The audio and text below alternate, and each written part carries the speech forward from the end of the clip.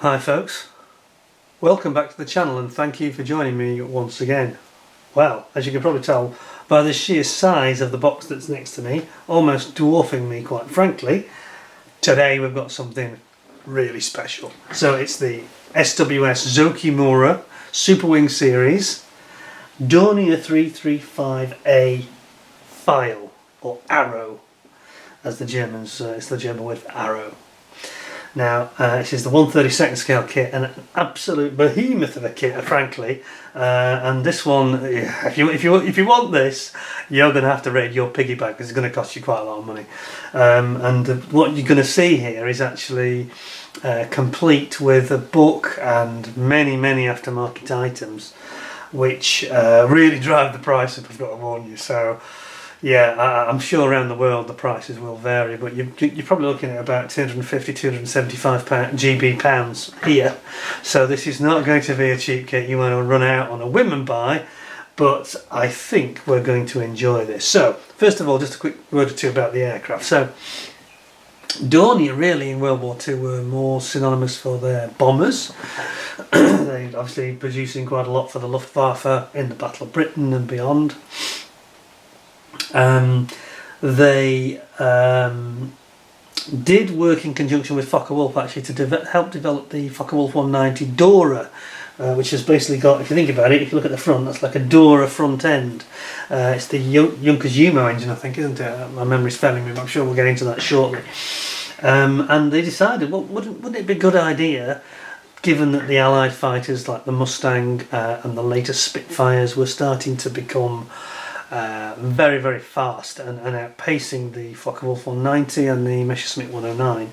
They needed something more high performance, and of course they had the Mosquito coming out as well, and they were really struggling, the Luftwaffe, in terms of pace, which is why they started to go to radical solutions like the Me-163B Comet, the rocket fighter, which wasn't a very practical aircraft and didn't work really. It was just too impractical. So they thought, well, let's stay conventional. Dornier said, let's stay conventional. Messerschmitt are going for the jet engines. Why don't we use the conventional front of the Focke-Wulf 190 and have a second engine at the back? A puller and a pusher. Two engines in one aircraft should give you almost double the performance. Now, this was quite an interesting concept which nobody else seemed to have thought about at the time. So it's kind of using existing technology, it's using existing materials. It does pose a lot of design challenges, of course, but we'll see more on that later. But typically, of course, it was a great concept, I think this one had got legs, but it came too late. There is a couple of stories. It never actually fought in combat that we know of. There are no accounts, except one where there was a French pilot flying an RAF Hawker Typhoon, and he encountered, I think it was near Bremen or Dresden, I can't remember, but somewhere in central Germany, and he encountered one of these and he went full throttle, didn't recognise it. He thought, is that an Allied fighter or is it a German fighter? So he went full throttle to catch it up. The pilot must have seen him. Whether he was on a test flight, nobody's quite sure. But he went full throttle and he left this Typhoon for dead. It just, almost, like the Star Wars jump into hyperspace. Because he got two engines, one pushing him and one pulling him, and he just went... And the Typhoon just saw him disappear into the distance, and that was the last he saw. But I think he kind of drew a picture of it, and then they realised a few months later this was the aircraft he'd seen.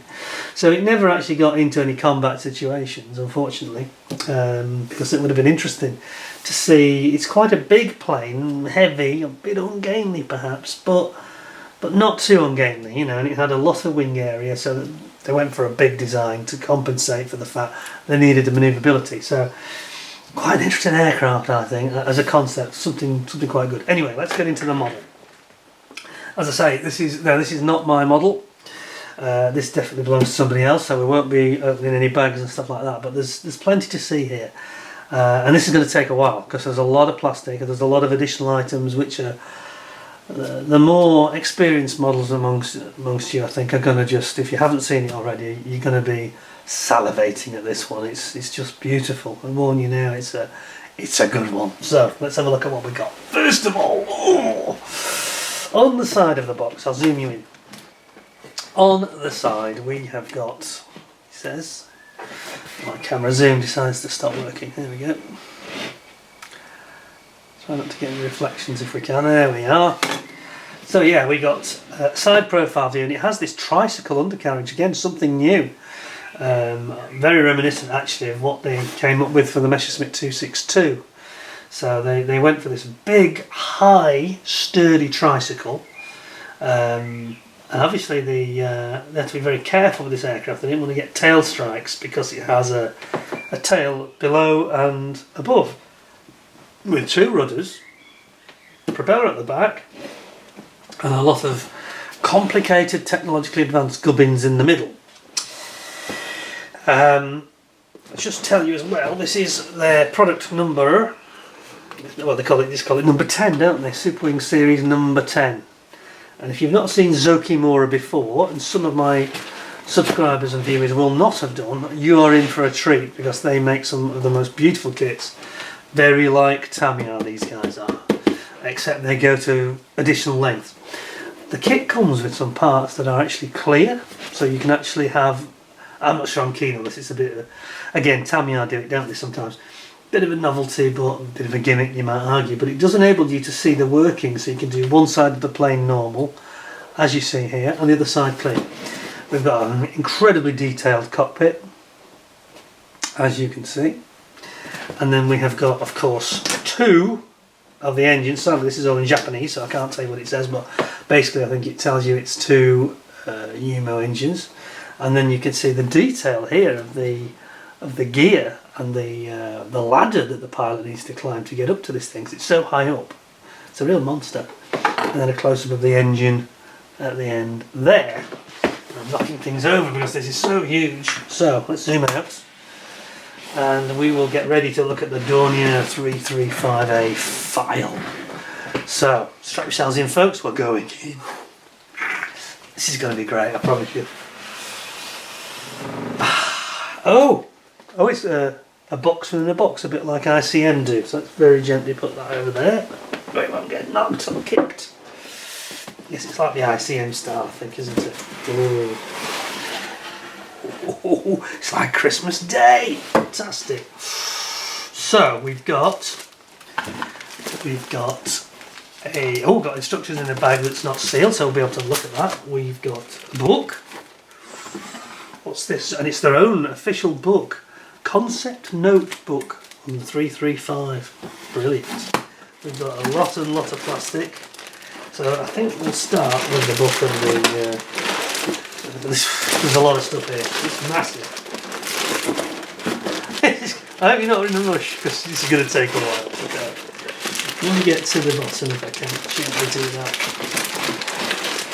And I think we have some photo etch. Is that part of the kit, or is that an additional item? I'm not too sure. Remember? Oh yes, it's another. I think it's another optional item. Photo etch. We've got seat belts that are also photo etch and also optional. We've got undercarriage. Looks like legs. Sorry, that was Pitot heads the first one, not undercarriage. What was I talking about?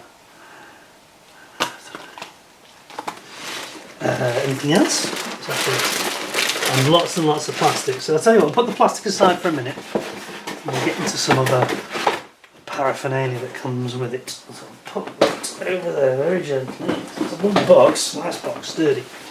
So let's get some of these items out to talk about first, when we get into the plastic. Oh my goodness, there's so much stuff, isn't there? Jeez. Wow.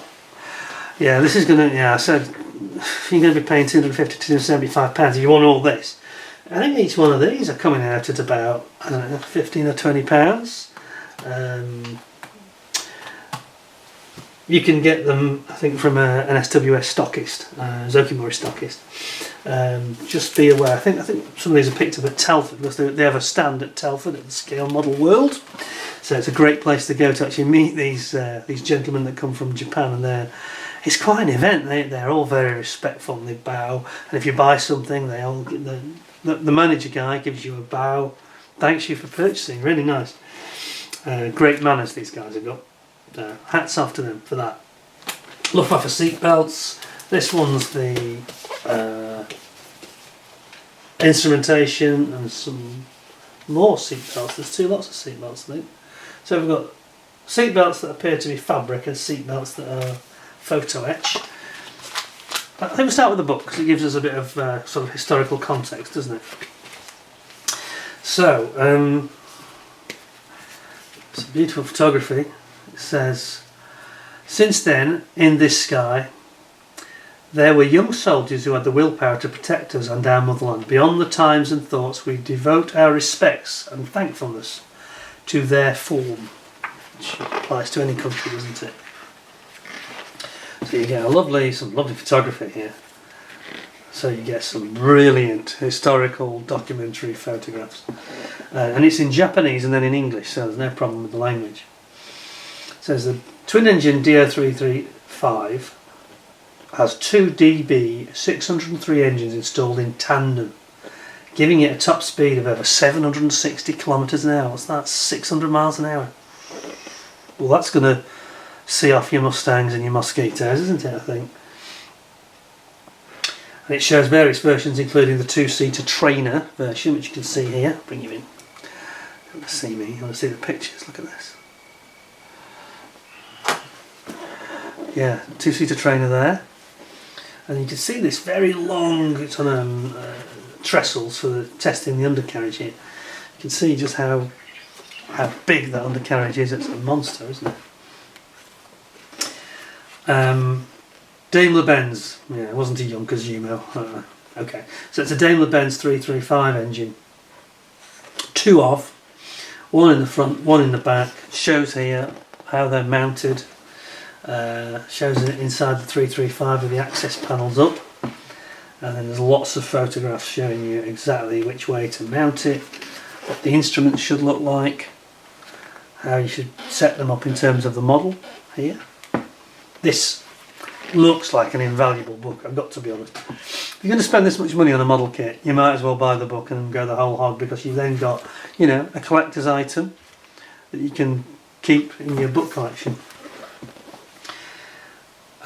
Shows the installation of the cannons in the nose here, how that all goes in and how it goes in the model. It shows the gear doors and the wells where the landing gear goes, and again shows the model underneath. Actually designed it to carry a bomb. There's a bomb rack built in there. Bomb bay.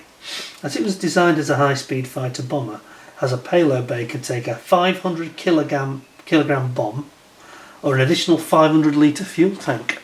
Wow. This reminds me of Wing Nut Wings, because you've got the historical element. It's a pity you have to buy it, you know, extra and not included in the kit, but I think you've got to get this really, because I think you're going to get so much more from the experience of it. And then it shows you again real photos and then mixed in with the model. Very helpful to show it in context like that. You've got your air intake there for your rear engine radiator. Shows you the relative positions of everything. The drive shaft. Here you can see the drive shaft that goes to the rear, to the actual propeller from the engine, because the engine is mounted, you know, about 2/3 of the way back, so you've still got quite a distance, probably a quarter of the aircraft still to go before you get to the propeller. So you've got this monumental drive shaft. The lower tip of the vertical tail fin served as a skid damper to avoid any damage to the propeller, so obviously it was very highly strengthened, which is why it's a slightly different design. And you've got a shorter, if you can see that, it's got a shorter rudder. See the design difference, it's got a bit more protection for the rudder at the bottom. And there it is on the actual aircraft photos. Absolutely incredible. I mean, it's a masterpiece of design, this aircraft, really. You know, if they'd have had these in the Battle of Britain, I think we might have been in a bit of trouble. This programme would be coming to you in German. There's no doubt about it. Okay, but it's like candy for your eyes. It's got so much detail. Showing them building the wings. Let me go in again so you can see it properly. It shows the real wings, look how they're constructed and how you want to emulate that here with the model. The ladder, the crew access ladder, there's a man using one in real life back in the day. And it kind of concertina folds, look, see that? Extendable ladder. How the gear works, not too close. How all the gear works there. It's a straight folding gear, it doesn't twist and turn or anything like that. And we've got the main legs at the side, either side here. Great big meaty legs, huge wheels and tyres.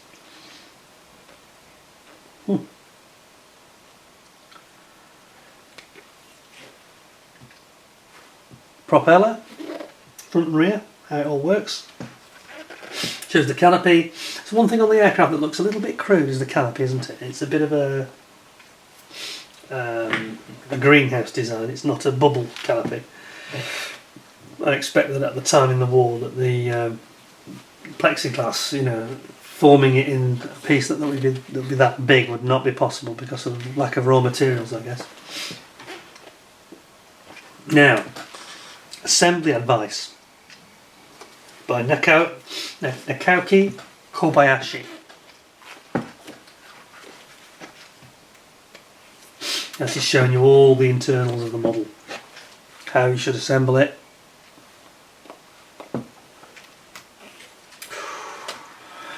Building up your instrumentation. Oh, it looks gorgeous, doesn't it? It looks superb.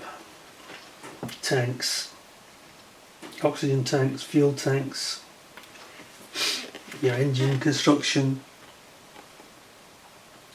how to scrape the moulds and seam lines on the sprue. And then we've got fine detailing of the Benz engines.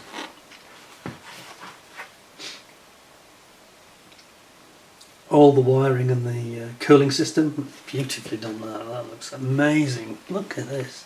Oh, what a stunning kit. And then you've got the, what's this, the wiring, is it? What have we got here? Rods, cowl flaps.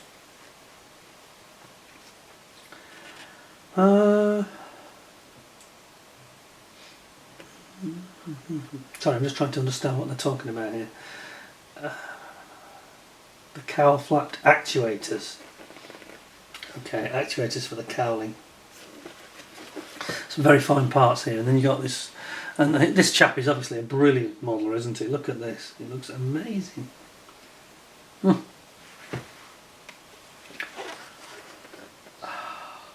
Tail light detail, building your wings up, it's like a skeleton structure inside. I mean, this book is just amazing. It's wing nut wing standard, if not better. It's a shame they couldn't have done it just in English. I think it gets a bit confusing, if I'm honest, but it's not a problem. It requires a bit of patience, I suppose, you know.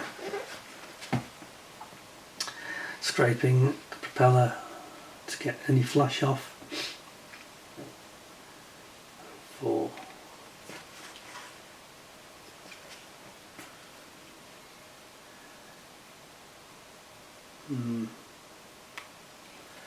at this. It's done a bit of pre-shading here. It looks very nice. Prototype file.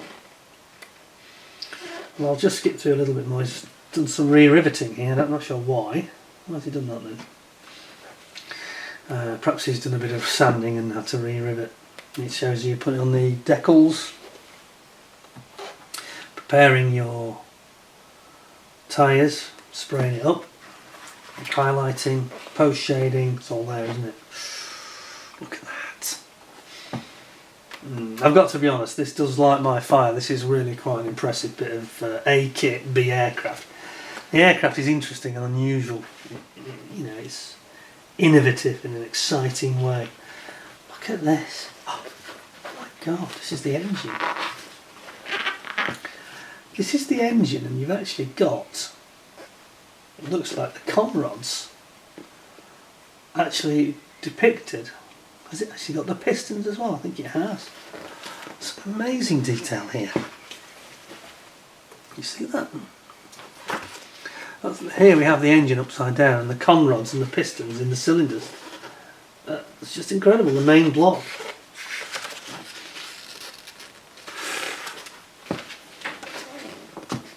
This could be a kit that could take you many hours, I think. I'm not the fastest of builders, in fact I'm quite a slow builder actually, especially on a big project.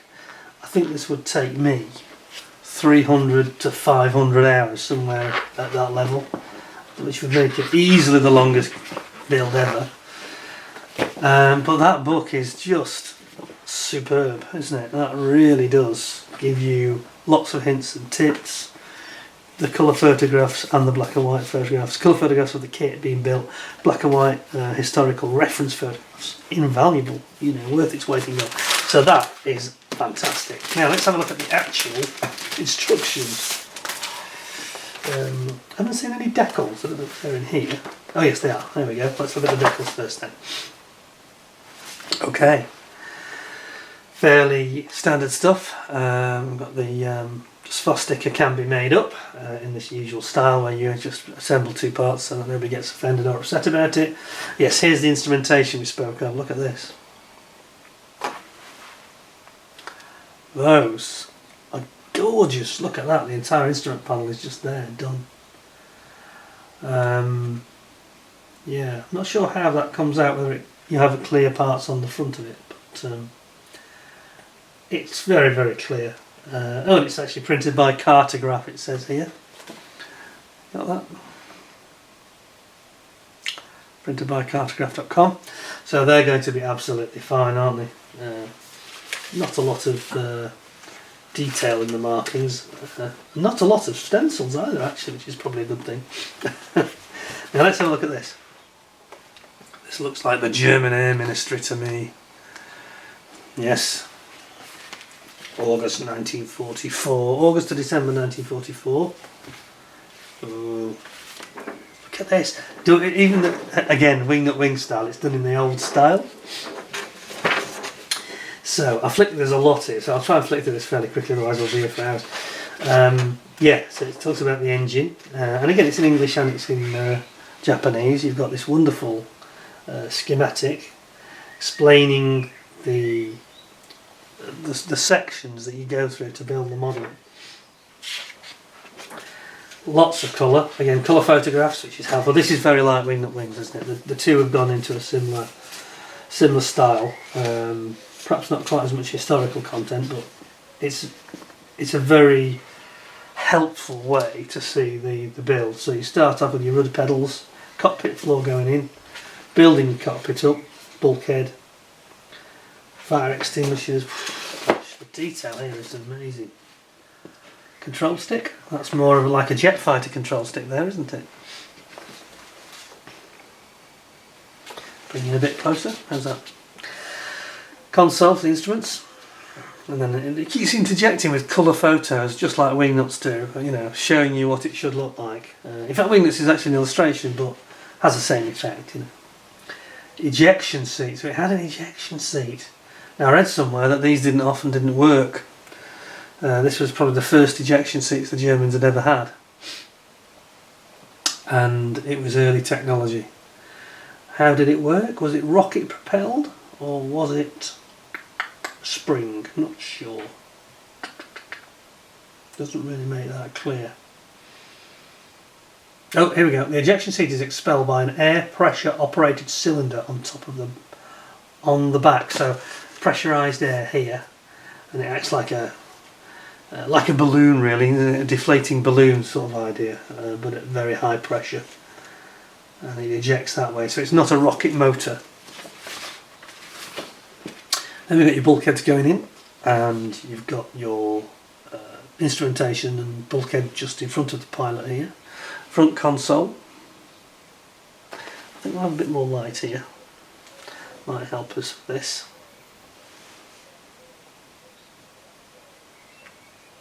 He says.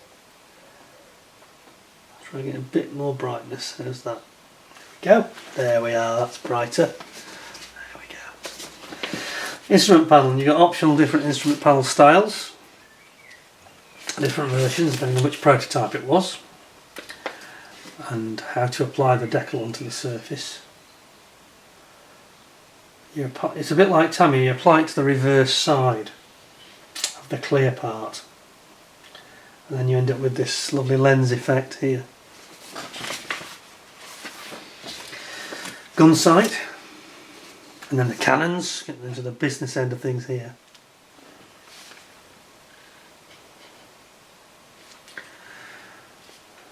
.30mm auto cannon. This is like the similar to the one that's in the Messerschmitt Comet.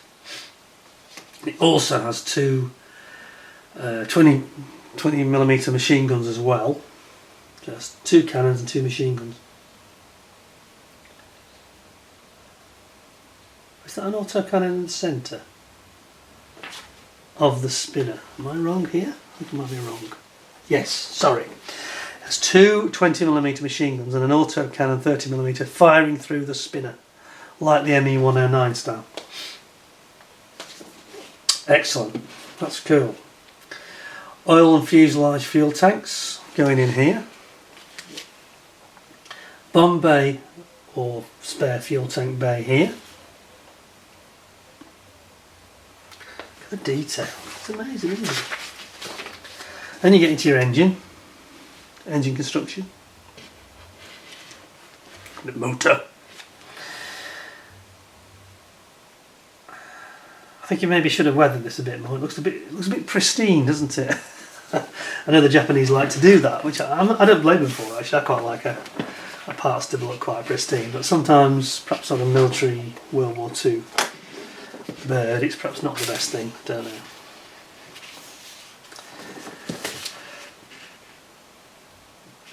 Now, it looks like I was right here. Look what we have here. We've got the actual cylinders in the cylinder heads themselves, you can see in the cylinders. Absolutely incredible. Complete with the con rods. Well, that is just astonishing. And you can see the whole of the bottom of the engine here going into the main block. That's fantastic. Cam cover and prop shaft here.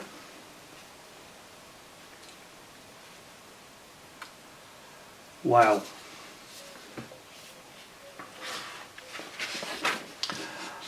Bring it out a bit. I think we're zoomed in a bit too much. Still zoomed in too much. Okay, how's that? So then you put your cylinder heads on, and then you bring your engine all, ancillary cooling, and you got your wiring, pipes, and then the supercharger going on. There's the supercharger here, look. Wow. On the side. It's going to take weeks to build just the engine, I think. Engine mounting, exhaust pipes, left view. So very good in the way it shows it, what it should look like. It doesn't leave you to guess. It's left view and side view, one side and the other. Various cooling pipes for the cooling system. Zoom view. This is very good that they do here. Look, see what I'm talking about? They don't leave you guessing. They have a zoom view to show what the configuration should look like. Brilliant. And then you've got various cooling pipes and actuators going on. Then you've got the rear engine, so you're going to repeat a lot of this. Don't think the rear engine shows the cylinders there in the same way. It's a bit more simple. Probably because it's hidden away more, you see. And a very similar process where you're going through putting on all the cooling pipes, the fuel injectors, pipes, fuel rail, and again exhaust and supercharger going on, and the coolant fluid tanks on the side, and then the engine mounts in a different way, of course, because it has to be mounted on a big solid plinth to support it in the middle of the tail, basically, or halfway down the tail, in the fuselage sort of rear section. And there's an exhibition stand option here you can have as well, and then you get to see the fuselage as it should look when you got to this stage. And you can see, if you look carefully, that you've got your engines both in there, It's quite high mounted, that engine though at the back, isn't it? That I question that. Perhaps there was limitations about how they could fit it in and get the cooling to get the intake, but you would have thought they might have had it a little lower than that. Or even inverted might have been better, I think, you know, like a Spitfire is. But I say that, sorry, theirs is inverted, the Spitfire's the right way up, cylinder head's at the top. But they've inverted it. It's a bit of a habit, the Germans, they always inverted the engine, and I'm not sure that was the best thing to do here. I suppose there's more weight perhaps at the top of the engine, or bottom in this case. So maybe that, yeah, maybe that is the right thing to do then. You know, the greater part of the weight is probably in the cylinder head, isn't it, I suppose? If you got all the pistons and the valves and everything else. Or close to the cylinder head, you know, less weight at the bottom, in other words. And then you build all this up and you bring it in together, of course, and you attach the front engine in, and then you've got these cowl flaps that we talked about at the side. And this is very fiddly looking work here. You're going to have to be careful what you're doing. Take your time. There's a lot of options. This is where the instructions start to get a little bit confusing. Just needs to be read through carefully, I think, because if you look at this, there's quite a lot to take in here, isn't there? It's going to give you a bit of a headache if you're not careful. There's a lot of detail on these flaps on the cowl. And then when you finally get that in, you're then doing your radiator duct. Because at the back you've got this scoop system, scoops it from underneath and then ducts it into the engine. And then you've got your big propeller shaft, propeller extension shaft they call it, which is correct, of course, because it's a big long shaft all the way to the back of the plane. You can see there how it goes through these little mini bulkheads to support it, bearings. All that's done to make sure there's no vibration. So there's quite a few contact points there, aren't there? 1, 2, 3 bulkheads it goes through, and they've got bearings in them to make sure that this thing is solid and without vibrations in the airframe. And then it goes to like a propeller shaft. They describe it as a bulkhead and final reduction gear system there. Look at the detail here, that is just amazing, to be honest. I mean, the oil cooler system is a work of art of its own. It's fantastic, this is, it really is. Now then, I'll zoom you back. Still with me? I told you it's going to be a long one, this. It's going to be long. You might want to watch this video in several parts. I think I probably will. I feel tired, you know. There's so much to take in. I think that you don't want to try and build this too quickly. I think it's going to give you a bit of a headache if you do. Then finally you're bringing in your 2 fuselage sides around the whole of the internal structure, main airframe with the 2 engines. And you've got all sorts of different recommendations for paint colours here, various points which are highlighting should be subtly different colours. And you've got your tail light to get sorted, and then you're onto the main wings. And they are big, of course, big wings. It starts off, typical Zoukei-Mura, it starts off with this internal framework, and then you put your skin on later. So you've got all these actuators and supports, various spars there, giving you advice about which colours to put where, and then you put the skin of the wing on, top and bottom. Now I don't know what the fit is like of these, but I suspect from what I've heard that they're going to be excellent. Our friends in Japan are really known for their precision of engineering, and I'm sure this will be very Tamiya-like, and it'll go together beautifully, I'm sure. Look at the detail here. This is not going to be a rapid build, is it? It's the mother of all kits, it really is, to be honest, this. And again, you've got your, what have we got here? Fuel tank. Fuel tank, it actually depicts the fuel tank in the wing as well, look at that. Oh my goodness, that's incredible. Landing lights, and then the fuselage and main wings, and bringing it all together at the end with all these major components clicking in. I'm sure they will click in, I'm sure they'll be great. You've got fillets for the wing there, look, wing fillets, which looks great. Even tells you how to. Lots of detail. They don't spare any detail. They don't leave you guessing like some others, like AFE Club do, you know, and who else? Great Wall Hobby are a bit known for this occasionally as well. They can be vague, leave you not knowing what on earth is supposed to be going on. Who's the other one? Who's the other guys? Hong Kong model or the guys that did the Tomcat? Chinese company. I can't remember the name of them, but you know who you are. 148 scale Tomcat D. Yes, that had the most bizarre instructions in history. These are. It's taken it apart piece by piece, and everything's broken down into tiny little steps. That gives you the detail you need to confidently put it together as it should be done. Even shows you the alignment here and the rear view of the tail assembly. Here's the rudders going on, the little cowling going on, and again this zoom view, which they do to try to help you. They've done it again here, look, zoom view, to show you the detail of how the two parts go together. I love that. I think that's really careful, and it's a real thoughtful set of instructions. They're trying to help you at every step of the way. Main strut gear here and the landing gear, including the wheels and tyres, going together, and then repeating it on the other side. Shows all these actuator rods and hydraulic dampers that go into the gear. It looks absolutely amazing, this gear does. Look at this. Look at that. That looks good. Really, really does. And then you've got the main doors here. Main gear doors. For the underside of the fuselage and the main wings, you've got the intake going on there. The intake lip.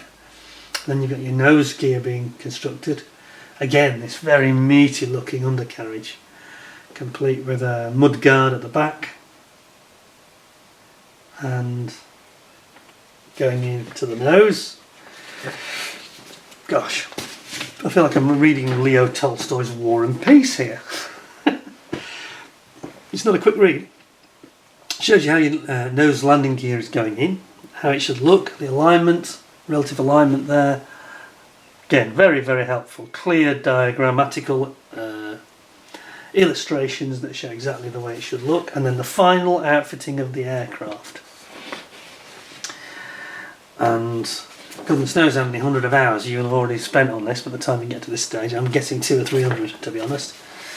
Certainly a couple of hundred, surely. Flaps in the lowered position, or you can have them raised if you want to, of course. And then you've got your ailerons going in here. Bombay doors, which you can have open. I don't know if they actually provide a bomb or not. We'll see that in the plastic perhaps. It doesn't seem to mention it there, if I'm being honest. Then you've got your engine cowl, which covers the machine guns up at the top here. And then the side cowls, all going in with little intakes on them. It shows here what it should look like. Again, they don't spare any expense in terms of time to show you the information. It's all mapped out. This is what it should look like. This is the colours it should look like. This is the alignment you should have. It's what you need on a complex kit that's costing this much money. You need to be clearly told how it goes together, how it should look, so that you don't make any mistakes along the way. Zoukei-Mura have just knocked this out of the park. This is just brilliant. I'd have preferred an all-English version of the instructions, but apart from that, I can't really fault it, really. Look at the little gun bay access hatches as well on the nose. Look at that. Gee, it's just incredible. And then you've got all these covers to go on the top of the engine and the fuel tank. Radio loop antenna going in. Then we've got the access for the side cowling access for the engine. Open or closed. Then you're bringing in your front propeller, and then the rear propeller here. Notice it's got this much longer rear spinner because it's more aerodynamic to have the. If you had a short stubby spinner, that would create drag, so it's a much longer one. reduces the CD factor, coefficient of drag. And then finally you've got this canopy, which looks like a slight disappointment, the canopy, not the model I'm talking about, the actual aircraft. You just think it should have a clear bubble canopy somehow, but anyway, it doesn't. It has this window sort of greenhouse effect type multi-framed canopy. And then finally you've got one or two little pitots going in, antennas going on, and that's kind of the end of the construction. You're then into the painting, and then even then it shows you colour photographs of the actual model, which is really helpful to give you an idea what it looked like when it's finished. And all the little details, all the little stencils, where they should go, how to do your decals, and then finally we end up with the Spru map, and there's a lot of them. So without further ado, zoom you out. I think I should have had another cup of coffee ready for this. This is an amazing experience. I've said, oh yeah, we've got something I've forgotten. We've got the mask set for the. I just talked about the greenhouse of the effect of the canopy. Well, here we go. Here's the masking set that comes with it, all part of the set. So we will return those to their bag. Put those decals away very, very carefully. I'll zoom you out so you can actually see what's going on. That would help. Putting the decals away safely. Must be safe, whatever we do. Let's put them in the middle there. There we go. Oops. Oh, that and that can go in the bag. It's quite a kit, isn't it? This is just a mind-blowing thing. I think we'll go on to the extras before we get into the main plastic. Just have a quick glance at those. We'll put that separate like so over there.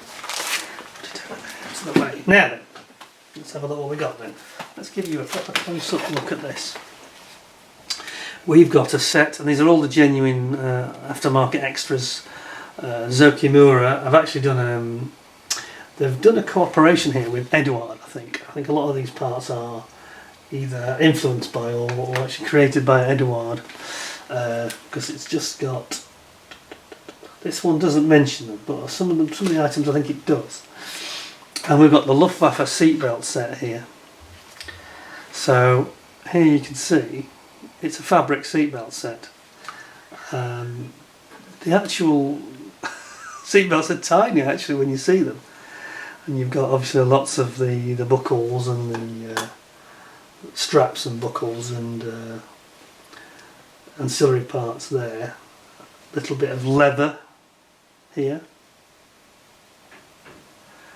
but it's a nice set. When you see that finished effect, it looks brilliant. On the rear we've got the sort of instructions how to put them together, which looks pretty cool. So that's a bit of a must, isn't it? I would say you need those. So that's one of the extras. Then we've got, inevitably, and this is Eduard, it actually says it on, you can see it's got their logo there like next to Zoukei-Mura. So this is the Superwing Option Series instrument set. Basically kind of what they call a zoom set, Eduard normally, don't they? Can we get that in focus? Here we go. There we are. Right, now we can see it. Look at that. So you've got, it's to save you messing around with this slightly odd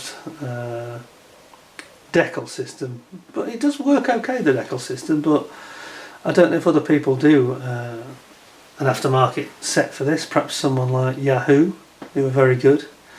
But this does look nice, doesn't it? You can see there we've got some lovely detail. We've also got the seat belts. So that's two seat belt options we've got in this kit already. But these are all aftermarket items I'm showing you now. So these are, I think this was about, I think it's, I don't know, 15, 18 pounds. Call it 20 pounds now, because I think the exchange rates are not very favourable at the moment. So you've got instrumentation on the side, you've got some sort of switch gear instrumentation. You can see, oh there we go, you can see it. And then you've got various compass details and one or two little levers and trim wheel type things. looks beautiful. Do not miss it. Now then, some boxes. Now what are these all about? We have got here, we've got here the turned Pitot tube set. So it looks like there's almost nothing here, but actually there they are, beautiful brass turned Pitot heads, tubes. So there's 1, 2, 3, 4, 2 big ones, tiny one and a medium one. And you can just see those. So that one is set number M03. Oh, it says it on there. M03. Somebody's written it on M03. So those are going to go very nicely with the kit. Then we've got some fantastic wheels, tyres, wheels and tyres. Set M02. This is, and these are. Can we look at these? Can we get them out? Yes, we can. Let's have a look. So it's resin. Oops, is that just split? Be careful, be careful. There we are. It's come open, did it? So let's have a looky. So yeah, it's honestly on this aircraft they have a really big fat main tyre. And there it is. So it's got it's completely smooth, it's treadless, really fat chunky, but it's weight on wheels, so you can see there, whoops, you can see there that once you've trimmed off the bit of resin at the bottom, you've got a nice weight on wheels wheel. And then we've got the front one, that has got some tread on it, whoops, so this does have a bit of tread. Get that into focus. There's that, see that? Just longitudinal tread on this one. And again, weight on wheels. See that? Just need to trim off that little bit of resin there, and we'll be good to go. So those are beautiful. Very, and they're big. Really big. I think I've just gone and got a lot of air in there, which we don't really want.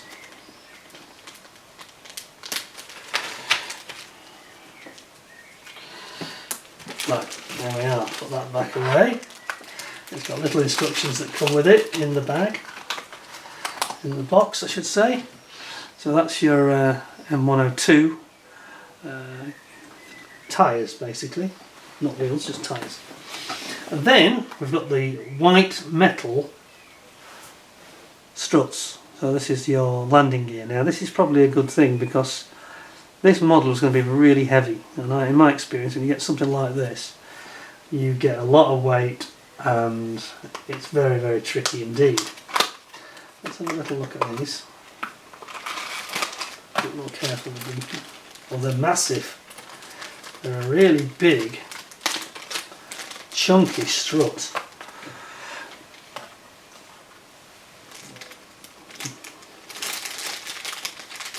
Just look at that. Oh my goodness.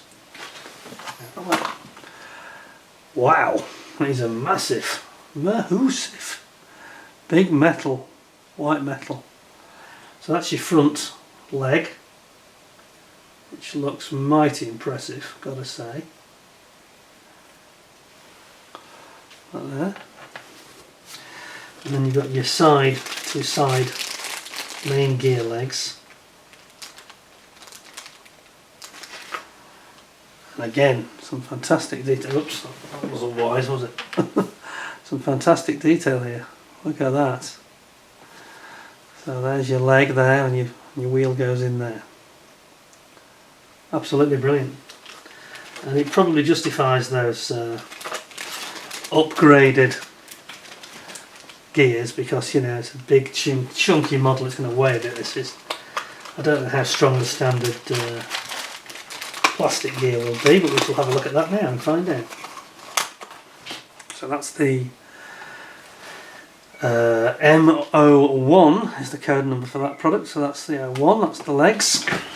Now it is time to look at the model itself. Are you ready for this? I'll bring you out. I'm going to have to come back to this. We're going to be having a right old look at this. Oh, huge box. Where on earth do I begin? I think what I'll do is I'll literally do them in the order that they are currently packed. Bear with me, because this is going to be a bit tricky.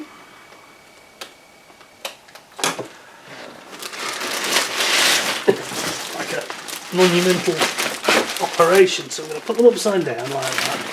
I'm going to look at them in the order that they are in the box. I should place it back in its box so we get it spot on. And what we'll have, hopefully, a finished kit in the right order at the end. He says, hopefully. Right, now, here we go then. So, this we need to zoom you out for. Well, we are zoomed out, we're okay. Because this is absolutely massive. So this is the clear wings in a clear sprue. The whole sprue is frosted clear, so for those of you that have never done this before, what you do is you spray, well you don't have to of course, but if you want it to look a lot, you look at it and think, well why? Because it's not clear, it's frosted. But what you do is you spray it with a clear coat, and that frosted effect will reduce and it become almost totally translucent. So you'll end up with almost, you know, like a clear perspex effect, and then you can see straight through to the parts, internal parts of the aircraft. I've got to say the moulding looks really, really nice. There's no ejector pins, rather. Yes, there is. Yes, there are some ejector pins. That's a bit unfortunate on clear parts, isn't it? If you spray it as I've just described, you're going to see those. Well, there's one there. I'm sure that's an ejector pin. There's two, if you look, at the outside of these wings. See if I can bring you into this. Can you see them? Now, I was going to say the detail and the quality of the moulding is lovely. It really is. This is like Tamiya or maybe even better. But, can you see there? There's a couple of rather nasty ejector pins here. There's one there, and there's another one there. Those are not part of the actual aircraft design, that's the ejector pin. And we have the same thing here. Can we see that? I don't know if the camera can pick this up. Another one there. Can you see it? Little circle, that's the ejector pin. Same over here, same one again. So, that's a little bit disappointing. I know that Zoukei-Mura are particularly brilliant at avoiding ejector pins, but they haven't avoided them as much as I thought they would have done. Again, on this, it's one of the flaps I think. Here, just above my thumb, you can see another round circle. That's another ejector pin mark. There aren't a lot of them, but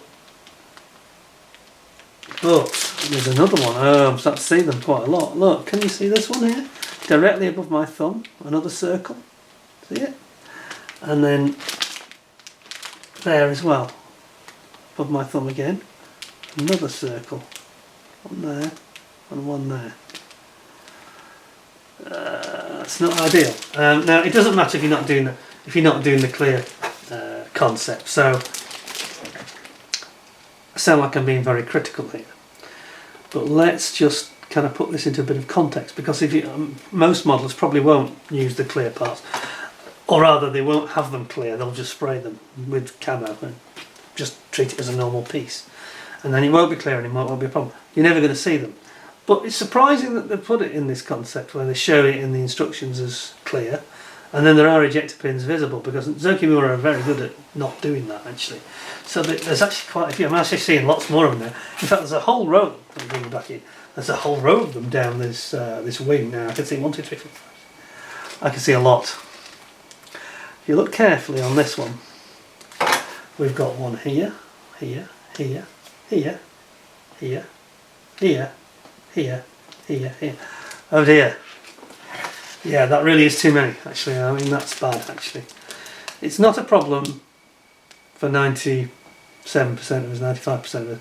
They're probably not going to use this clear concept anyway.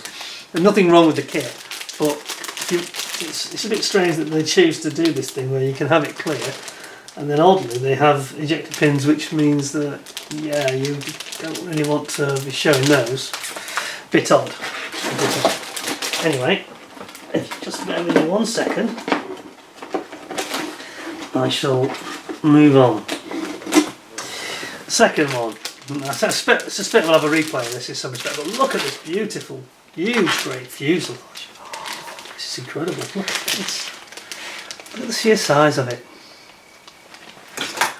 So, I'm going to kill some of my lights because I don't think it does us any favours when we're looking at plastic. There we go. Now then, again, it's in clear. I'm not sure about the wisdom of this clear thing, but again, if you're not bothered about the clear, just ignore it and just treat it as a normal kit and paint it as you would normally. There may be parts of the kit where you want to just have a bit clear, just to, you know, I don't know, like a museum piece where you want to show certain parts and not others. So it gives you options, you just mask it as according to your taste. That's the way forward. But again, you know, we have got ejector pins. This is the fuel tank cover I'm looking at. And we've got more ejector pins here that are clearly visible, so I'm not sure you'd want it to be clear. Can you see them? 1, 2, 3 dead circles there. That's not part of the plane design, that's an ejector pin mark. And this one, it's got, see them? See the circles? Lots of them. Anyway, we won't get bogged down with this because I think there's only these 2 sprues that are actually clear. I suspect we're not going to worry about this on anything else, because on anything else it wouldn't be visible anyway. But the quality of the actual moulding is superb. Tamiya good. No question about that. And it's a huge sprue. I mean, look at it. It's massive. It's going to be a big model, isn't it, when it's finished? It's going to dominate your desk or your display table or whatever. Plastic seems a nice hard plastic. It's quite an impressive and imposing thing. I'm going to move that on the side. Put it in the box. Now we're into the normal plastic. Oh, no, we've got some more clear. Now we'll go to the normal plastic. So what have we got here? We have got something that is worth looking at closely. It's the engine. Now, check this out. This is the main cylinder area. I alluded to this earlier on. You can see here the pistons sticking out of the pit of the actual main block. If you turn it over, you actually get pistons in the cylinders. That is stunning. I can't recall another kit where I've seen that actually. Of this type, I mean. It looks quite incredible, frankly. You can see every piston in the cylinders. That really is kind of going the extra mile, isn't it? I'm most impressed by that, and you can even see the con rods and the journal at the end of it, you know, that connects to the crankshaft. Oh, it's stunning, stunning work. That is just amazing, frankly. Anyway, we'll move on. Then we've got all these detail parts. Look at some of this fine work they've got, where you've got fuel injection rails, you've got your exhausts here, and straight away I'm not seeing this ejector pin problem anymore because it's not clear. I can't see through it. So I guess you just ignore it. I think that's just a strange concept they came up with. But these engine parts are beautifully formed. Look at this. You've got the fuel rail there. You've got fuel injection system. You've got all these fine piping. That's your fuel injection piping, fuel pipes, and then you've got your main block of your engine there. And then here you've got the supercharger. That looks nice, doesn't it? Wow. Yep, that looks stunning. You've got your little coolant tanks here. That's beautiful. That's as nice an engine sort of sprue as I've seen on any kit, I think. That's really nice. And I think there's 2 of them. There's actually 2 that are identical. 2 identical sprues, so we'll put them back in the box. Then, oh, we've got another clear one, okay. So we know what we're going to say about this.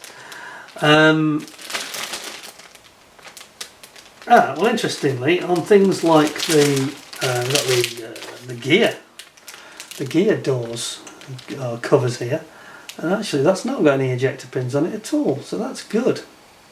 So I don't know why they had this. I think basically somebody thought of this concept of having it clear after they actually designed the moulds. I'm sure it's a bit of an afterthought, because we have got an ejector pin there. What's this, one of the rudders? It's one of the rudders. You've got ejector pin. Two-sided parts. Yeah, that's not the nicest ejector pin, whether it's in clear or normal plastic actually. And you've got one or two of them here again. So they've got a few of them that they shouldn't really have. That's a bit strange, really. And again, lots of them on these cowlings, which are the side cowls for the engine cover. Here. Can you see the ejector pins, little circles, another one there? But again, when that's sprayed, it's on the inside, so when you spray that, it's not going to be visible. But you might want to take care of it if you have the cowling is going to be open. You're going to have to take care of it then, because it'll be visible. You've got your wing fillets here. Those are nice, aren't they? Wing fillet. And another cowling intake part there. Got some various little intakes. There's another one here, intake. Probably for the supercharger, that one. It's a nice sprue, just a bit surprised about these ejector pins where they put them. It's a bit odd, really. Another clear one, and I think this is the final clear, yeah, this is the last clear sprue. So we have here, it's a big old sprue, so we've got the actual canopy itself. And we seem to have got two versions, have we got there? Is that right? I didn't know there was two versions. Got a feeling that this has got both canopies for both versions of the aircraft, because the two-seat tandem trainer has got two canopies, so I think they've included it with just the standard sprue. And you've got your instruments here.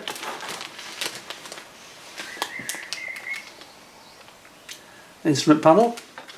And again, you know, I'm going to bang on about it, but again you've got lots of ejector pin marks. I mean, this is... I can think of one famous... oh yeah, we have got the front here of... oh, sorry, so I'm wrong. There's a rogue loose part here.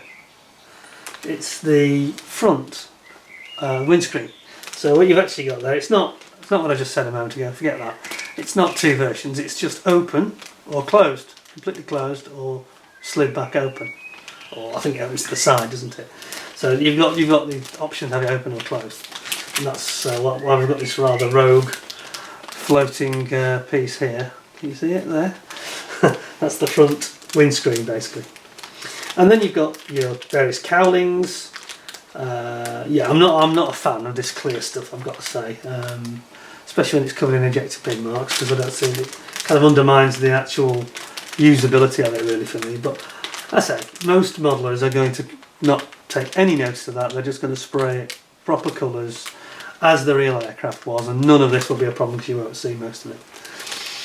And we've got there some nice pieces, you know, and it's a big beast of a kit, isn't it? Look at the size of this thing, you know, it's huge. Very nice. I like the canopy.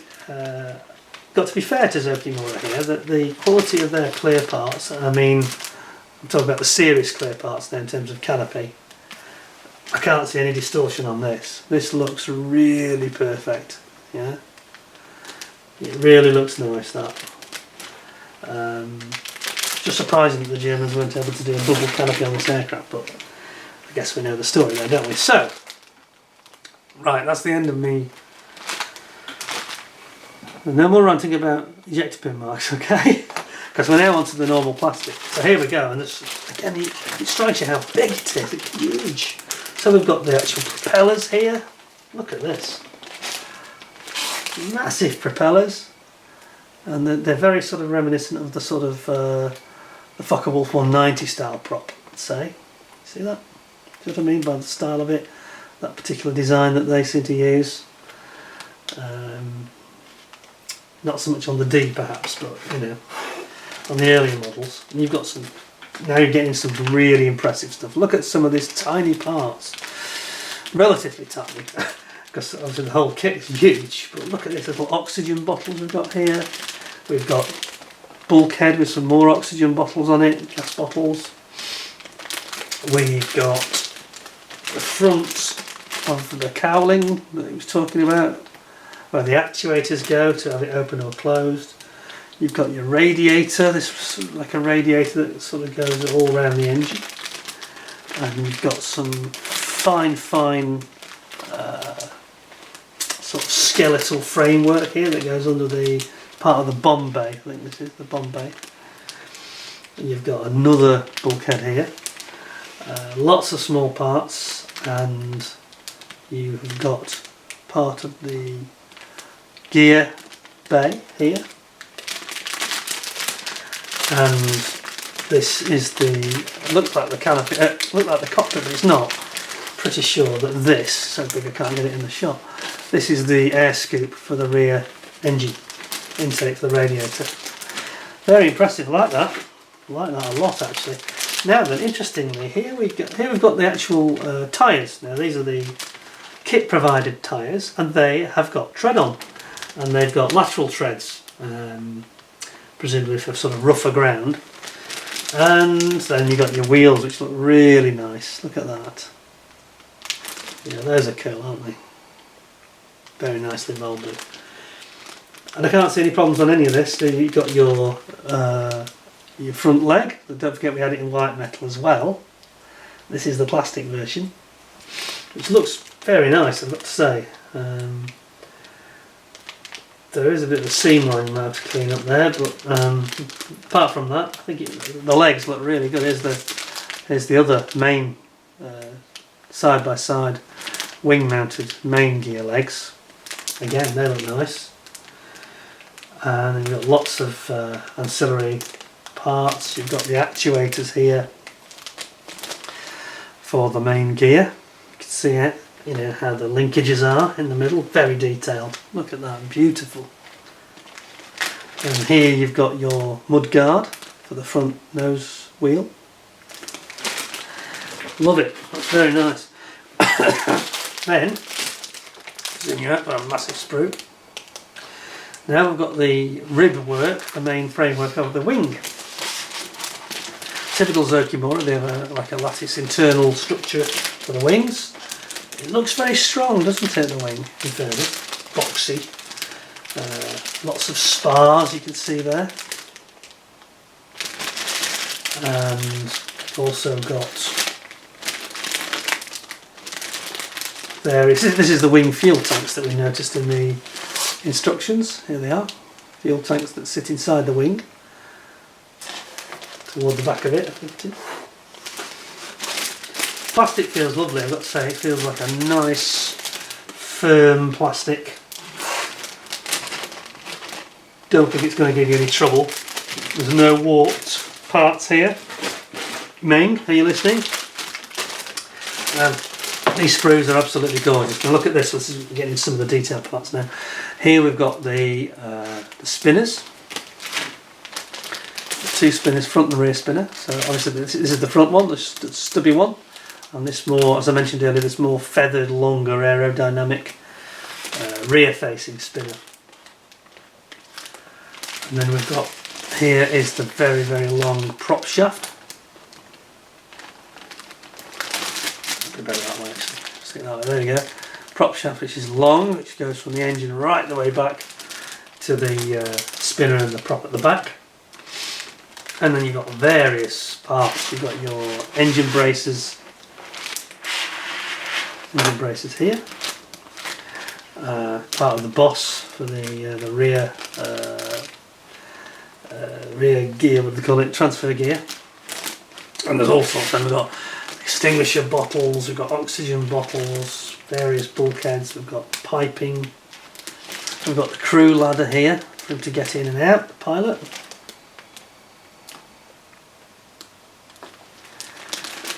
Some beautiful detail work here, look at this. Fantastic. Hydraulic systems, actuator valves and all sorts. That's lovely, it's a lovely sprue, and the parts are so nicely formed. I don't know if that's coming across in the vid. Everything is so beautifully, finely formed, even these very intricate, excuse me, excuse me, tricky parts. Also beautifully done, you know. And that just leaves one more sprue, this mammoth model. And we've got, looks like the floor from the cockpit going back, with all this hydraulic gubbins. I mean, you've got to remember that, bear in mind that this aircraft has got 2 engines, so it's got 2 of everything that a normal aircraft would have, 2 radiators, you know, 2 spinners, 2 props, and you've got all that fuel piping work and coolant piping work going back and forth. Complicated, you know, it makes it complicated. I mean, the power to weight more than overcomes that, and it was doing what we say, 600 miles per hour. I mean, this thing was like lightning. This was the fastest propeller driven aircraft in the world in 1944, make no mistake, nothing came close, you know. I mean, a P-38 Lightning, no, this would just see it off, because it's got relatively little weight, it's very aerodynamic, and it's got 2 whacking great engines. I mean, the thing must have gone like a bullet, you know. It must have been great to see one flying. Sadly, at the end of the war, I don't think any of them were left flying at all. I think there was only 3 or 4 prototypes. Anyway, look at this. We've got the pilot's seat here. Look, can you see this? Here we go. Pilot's seat. There we are. That looks quite nice. It's fairly comfortable, doesn't it? And again, you've got lots of detail. You've got the instrumentation in the cockpit there. You've got the cockpit rear bulkhead. This is where the ejector seat fires from. You've got fuel tank here. There's horrible reflections. Sorry about this. There we go. Look at the detailing work here. You've got instrumentation version here where you can have it just in ordinary plastic rather than having it. Sorry, I've lost it. There we go. There. That's it. In ordinary plastic rather than having a clear option. We've got the cannons, we've got all sorts of actuators and control levers. We have got here seat belts. This is nice actually, the way they've done it in plastic. I think that's been beautifully done. So it's the pilot's belts that sit, and lap belt that sit on his seat like that. Can we see that? Let's try and get it a little bit closer for you here. That is really nicely done. Really, really good. I have to say that some of this plastic is as good as resin. It's really that good. The finesse of the moulding, you know, look at this side parts of the cockpit here. Again, lots and lots and lots of detail. Fabulous. It's just a pity they didn't include a bomb, isn't it? There doesn't seem to be a bomb. Slightly disappointed about that. I was quite looking forward to seeing the big 500 kilo bomb. So there we are. I sounded like I was a bit disappointed. I am a bit disappointed with all these ejector pins, given that they're on clear parts. It's like one thing or the other, isn't it? If you're going to do it, just don't do it clear. Don't do it clear. Just leave it normal, and then nobody's going to complain about that. It won't be a problem for anybody. But if you're going to make parts clear, don't cover them in ejector pins. That's a bit of a crazy thing to do. That said, in the grey plastic, it looks much more beautiful. If I was Zoukei-Mura, I think I'd just drop the clear plastic and just injection mould it in this plastic, which looks superb. It really does look gorgeous. I mean, it's a work of art, really, I think. A work of art. And that's no exaggeration. So, let me just reassemble this for a second, if I can. And get the brown box back, and I'll give you the verdict. I know that has been a very long vid. I'm sorry, there is no avoiding it. Something this massive.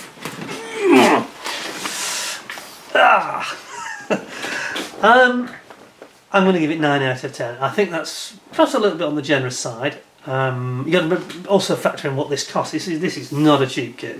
The basic kit's about £150 plus, maybe more in some territories. You know, corrected for the exchange rates, etc. It's a very expensive kit.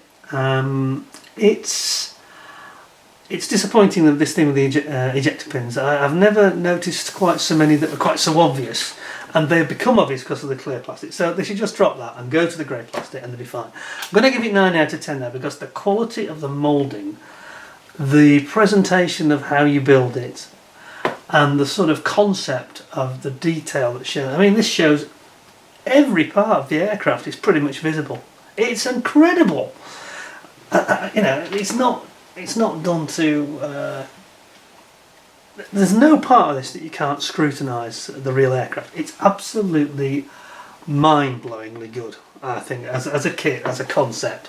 So, Zoukei-Mura, if you're watching this, just don't be doing this clear plastic, or if you are, find another way to do your ejector pins. I noticed on some of the sprues that they had these like lugs next to the part for the ejector pin to go against, and yet on the most critical parts, they've done the clear parts, they've gone and got these ejector pins all over the place. So anyway, no, I'm sure that most of us are not going to bother about this. Don't worry about it. Don't be put off by this kit, by this ejector pin thing. Just paint it as it should be painted, and you'll be fine. And most of that won't be a problem. There's one or two you have to take care of, but most of it will be fine.